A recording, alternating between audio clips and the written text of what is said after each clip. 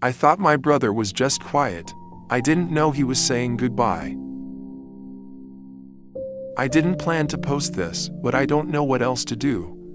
I've been sitting in my brother's room for the last hour, holding his favorite hoodie, staring at the last text he sent me. Thanks for always being kind. My brother, Josh, was 19. He died by suicide 2 weeks ago, and I didn't see it coming. None of us did. Josh was quiet, but not in a scary way. He wasn't withdrawn or angry. He was soft-spoken, always had headphones in, and loved anime and art. He drew constantly, our dog, his favorite characters, little doodles on napkins that my mom would find doing laundry. He smiled a lot. That's what hurts the most. He smiled, so we all thought he was okay. There wasn't a note, no dramatic final post, just a normal Thursday. He had cereal that morning. He told my dad he liked the new lawnmower, and then he was gone. That evening, I came home from work and saw the ambulance in the driveway. I just knew. My mom was collapsed on the porch, screaming. I'd never heard a sound like that come from a human.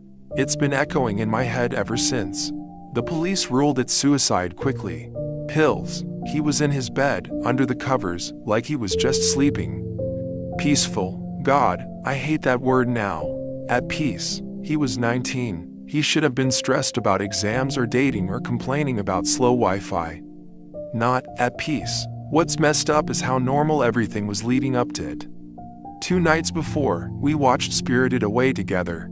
He cried at the ending, like he always did, and said, I think I just like when people find their way home. I didn't think anything of it. We'd been sharing a room since he was little, even when I moved back after college. He always apologized for his alarms going off too early or playing his games too loud. He'd whisper, sorry, bro, and chuckle when I groaned. Now the room is too quiet. After the funeral, my mom found something on his laptop. A folder called, If I Leave. There were letters, one for each of us.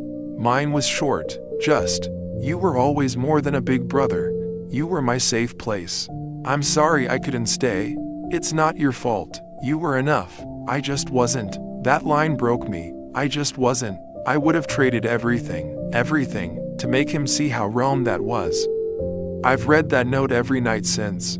I don't know why. Maybe I'm looking for something I missed. Some secret message, some sign that I could have stopped it. But there's nothing. The thing is, Josh wasn't bullied. He wasn't on drugs. He wasn't in a bad crowd.